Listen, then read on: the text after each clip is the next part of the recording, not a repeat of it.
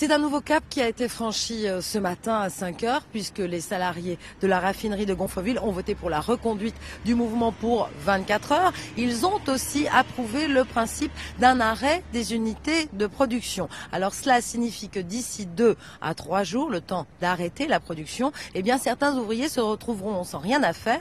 Ils ne seront donc plus payés. Il faut préciser que depuis le début de la grève, eh bien tout le monde venait travailler ici parce que même une production à minima nécessite la présence de tous. C'est une question de sécurité. Alors les ouvriers, eux, assument les risques de pénurie de carburant. Ils rejettent la faute sur le gouvernement. Je vous propose d'écouter un de ces ouvriers au micro d'Antoine Bontier. C'est le risque, mais on l'assume. Vous l'avez vu à la prise de parole, les gens, ils assument. Il faut savoir ce qu'on veut. Moi, je suis à la CGT, c'est bien pour quelque chose, c'est parce que j'ai des convictions. Et donc, moi, j'assume tout à fait ce que je fais, ce que je dis. Et il faut y aller, malheureusement.